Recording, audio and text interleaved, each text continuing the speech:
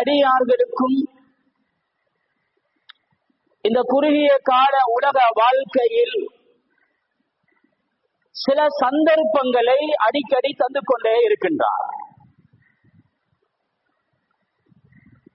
இந்த சந்தர்ப்பங்களை அல்லாஹ் அடியார்களுக்கு தருவதற்கான நோக்கம், தருவதற்கான காரணம்,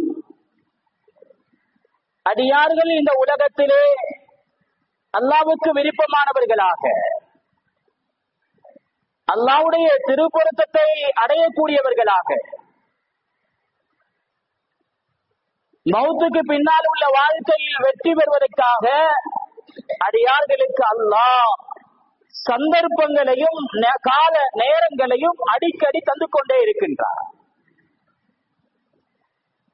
இந்த உலகத்தின் வாழ்க்கையில் யாருடைய பார்வைக்கெல்லாம் கண்ணியமானவர்கள், உயர்ந்தவர்கள், நிம்மதியானவர்கள், வெற்றியாளர்கள் என்று பார்வையில் படுகின்றதோ, தென்படுகின்றதோ, அவர்கள் உண்மையான வெற்றியாளர்கள் அல்ல. அல் குர்ஆனும் சுன்னாவும் சொல்லுகிறது, யார் இந்த உலகத்திலே அல்லாஹ்வுக்கு விருப்பமானவர்களாக வாழ்ந்து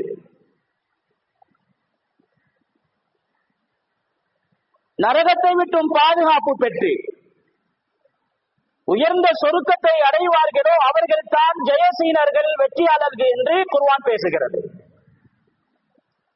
அல்லாஹ் அல் குர்ஆனிலே சொல்லும் பொழுது, ஃபமன் ஸுஹ்ஸிஹ அனின் நார், யாரெல்லாம் இந்த உலக வாழ்க்கை சொற்பகால வாழ்க்கையில் நரகத்தை விட்டும் தன்னை பாதுகாத்துக் கொண்டு, நரகத்தை விட்டும் தன்னுடைய குடும்பத்தினர்களை பாதுகாத்துக் கொண்டு,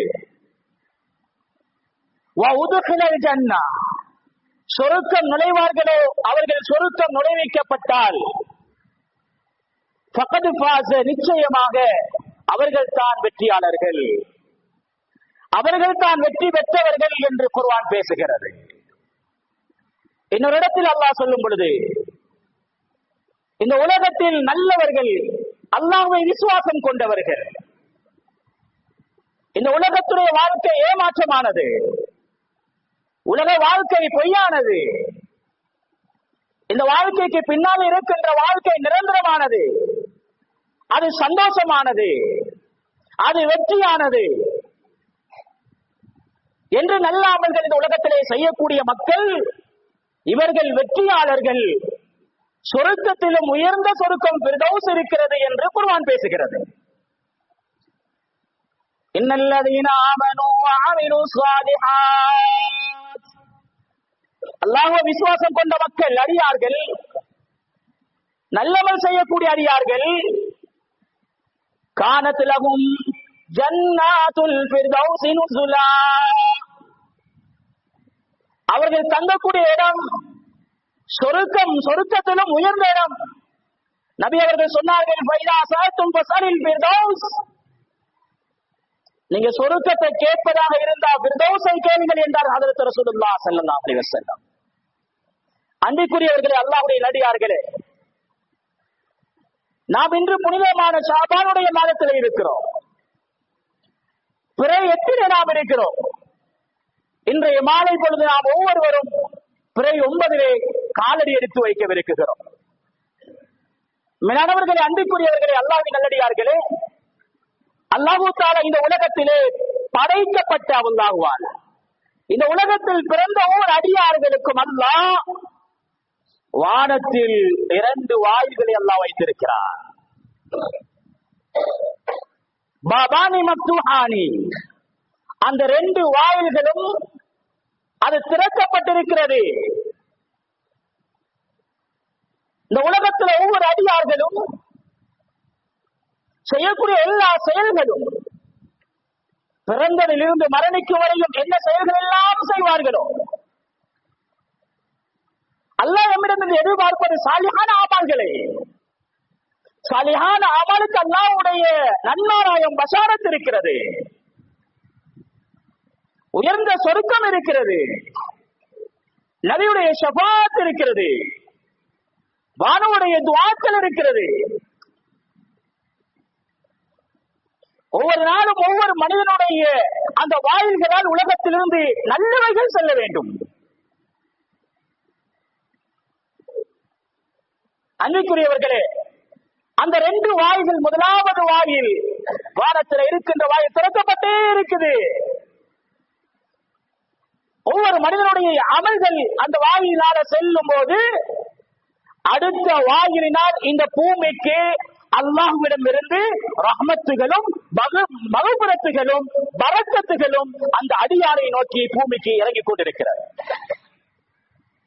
ஊரிலே கஷ்டம், வீட்டிலே நெருக்கடிகள், வீட்டிலே பிரச்சனை, தொழிலிலே பிரச்சனை, குடும்பத்திலே நோய் அம்பலங்கள், சம்பாதித்தால் வீட்டுக்குள்ளே பரக்கத்து கிடையாது, பிள்ளைகளுக்கு அறிவும் திறமையும் கிடையாது என்றால், அன்பிற்குரியவர்களே, நாம் வானத்துக்கு அனுப்பியதை பூமியிலே அடைந்து கொண்டிருக்கிறோம்.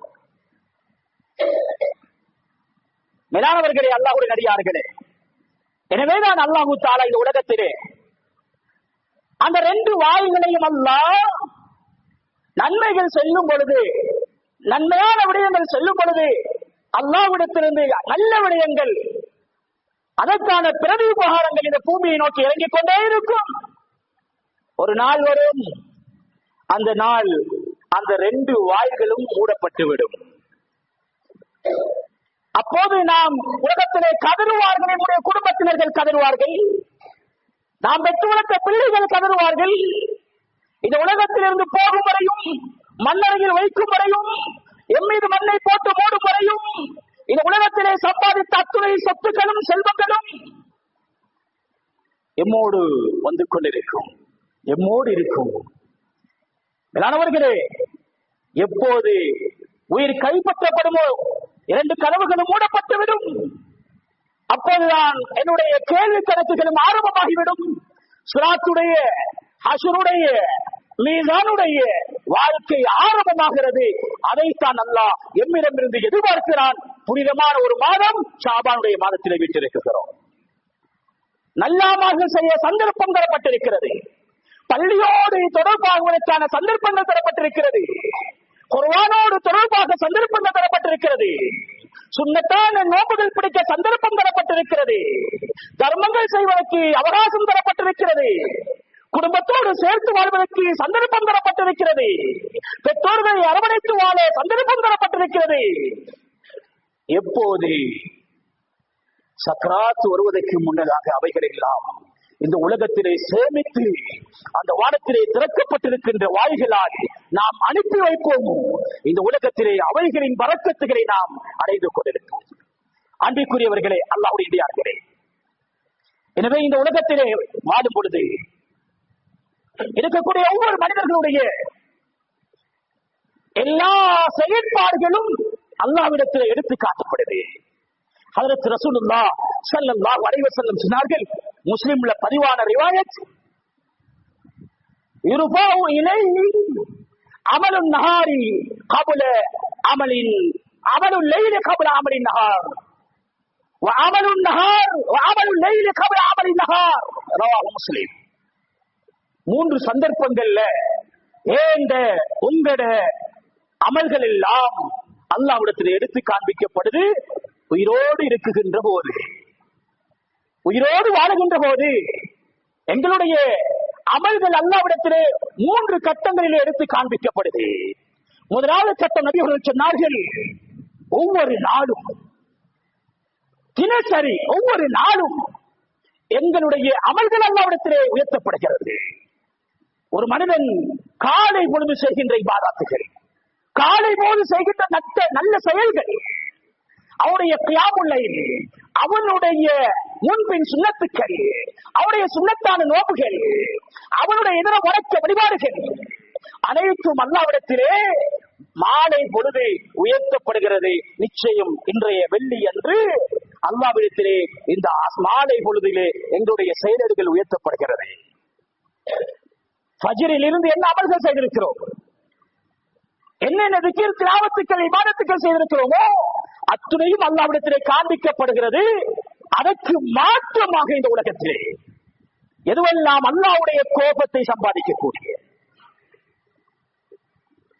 அல்லாஹ்வுடைய சாபத்தை சம்பாதிக்கக்கூடிய, நபி அவர்கள் காட்டித் தராத வழியிலே தனது கால நேரங்களை செலவழித்தவர்கள்.